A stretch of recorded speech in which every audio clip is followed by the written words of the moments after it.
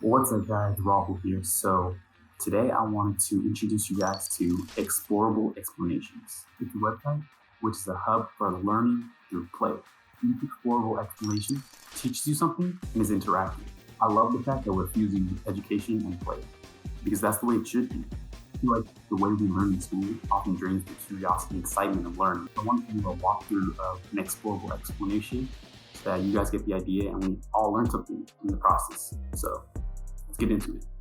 This right here is the home page. You have a section for specific subjects, so you can explore anything that you're into. Today we're going to explore something that's super interesting and dear to me, psychology.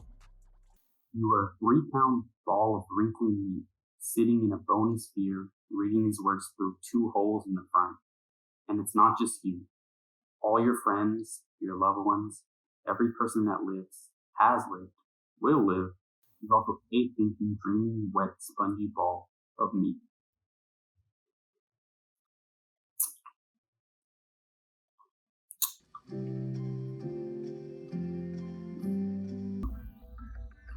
So today we'll try a quick one. So go ahead and try a quick puzzle to test your problem solving. Short game sheds light on government policy, corporate America, and why no one likes to be wrong. Here's how it works. We've chosen a rule that some sequences of 3 numbers obey and some do not. Your job is to guess what the rule is.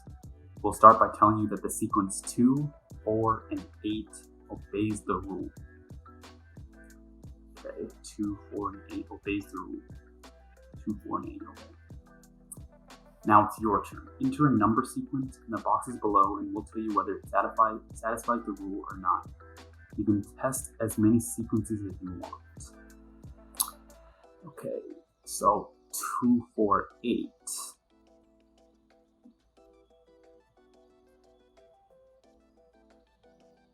I guess we're gonna go with 6, 8, 10.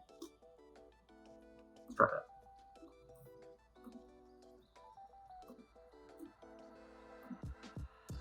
Okay. Okay.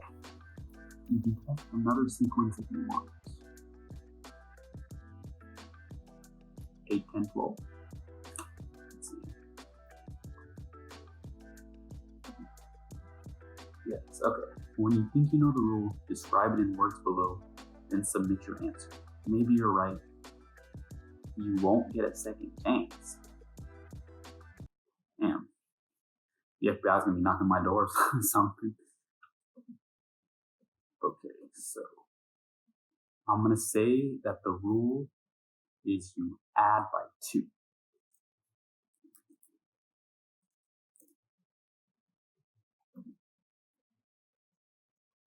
The answer was extremely basic. The rule is simply each number must be larger than the one before it. 5, 10, 20 satisfies the rule as does 1, 2, 3, and negative 17. Children in kindergarten can understand this rule.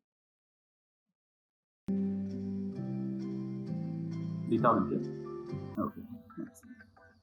But most people start off with the incorrect assumption that if we're asking them to solve a problem, it must be a somewhat tricky problem. True, they come up with a theory for what the answer is, like each number is the double of the previous number. Then they make a classic psychological mistake. They don't want to hear the answer no. In fact, it may not occur to them to ask a question that may yield a no. True. Remarkably, 77% of people who have played this game so far have guessed the answer without hearing a single no. A mere 9% heard at least 3 no's, even though there is no penalty for costs for being told no, save the small disappointment that every human being feels when hearing no. Why is this reminding me of my childhood? Confirmation bias. This disappointment is a version of what psychologists and economists call confirmation bias. Not only are people more likely to believe information that fits their pre-existing beliefs, but they're also more likely to go looking for such information. This experiment is a version of one that English psychologist Peter Cathcart Watson used in a seminal 1960 paper on confirmation bias. He used the even simpler 2, 4, 6 rather than our 248. Oh, I didn't even notice that. 248. I thought it was 246. Yeah, I feel it. But most of us can quickly come up with other forms of confirmation bias, yet the examples we prefer tend to be themselves examples of confirmation bias.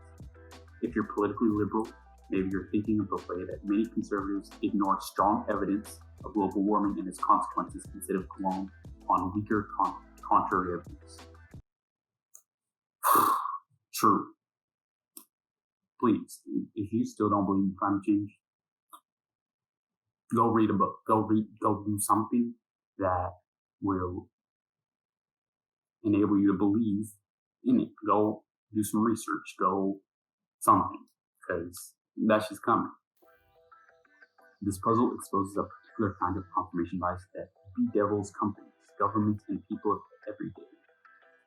The internal yes man and yes woman, okay, it's 2020, tendency, we're much more likely to think about positive situations than negative ones, about why something might go right than wrong, and about questions to which the answer is yes, not no. Sometimes the reluctance to think negatively has nothing to do with political beliefs or with the conscious fear of being told no.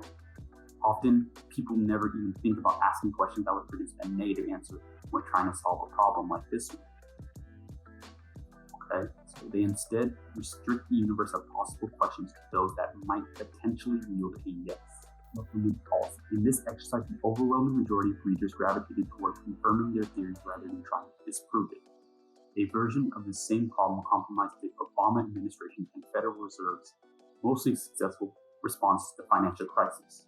They were too eager to find green shoots of economic recovery that would suggest that the answer to the big question in their minds was, just as they hoped and believed, yes, the crisis response is aggressive enough and it's working.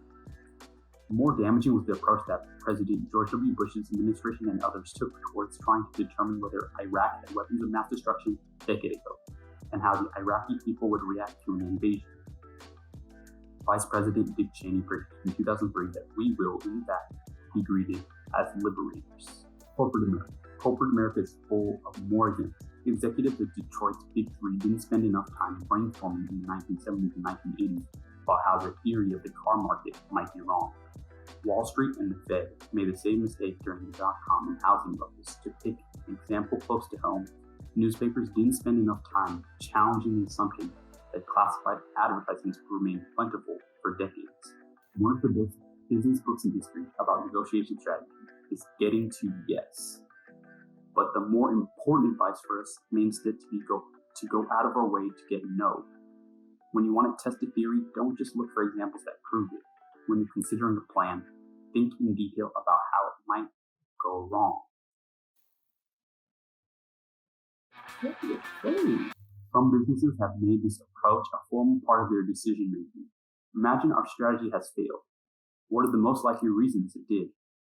As Jason Schweg has written in the Wall Street Journal, Gary Klein, a psychologist at the Applied Research of blah, blah, blah, recommends imagining that you have looked into a crystal ball and have seen your investment gone bust. When you seek to disprove your idea, you sometimes end up proving it, and other times you can save yourself from a big mistake. But you need to start by willing to hear no. And even if you think that you're right, you need to make sure that you're asking questions that might actually produce an answer of no. If you still need to work on this trait, don't worry. You're only human. Well, that is very insightful.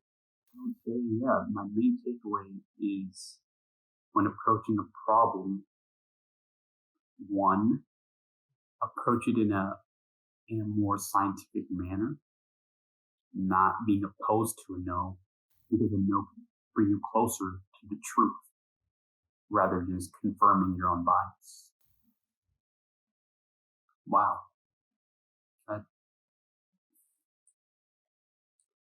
I don't even know how to think about that. A lot of us are scared of a no.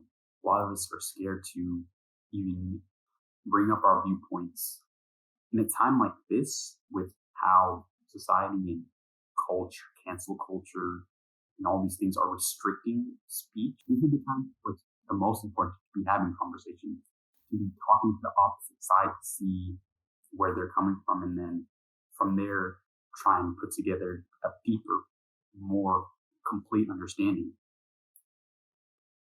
Yeah, she was deep.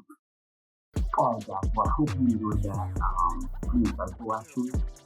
If you guys enjoy this, maybe I'll think about doing a walkthrough of another explorable explanation. Regardless, go check out my other video. I'm working on a project right now, a more bigger project, more bigger project, more bigger project, more bigger project, and out more reproducible content, really just to emphasize things like learning, productivity, really great ideas. Really cool.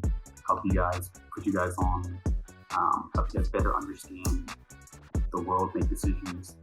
I'll make a couple of notes. All right, guys. Well, hope you guys enjoyed this video. Go ahead and like and subscribe if you did. I'll see you guys in the next one. Peace.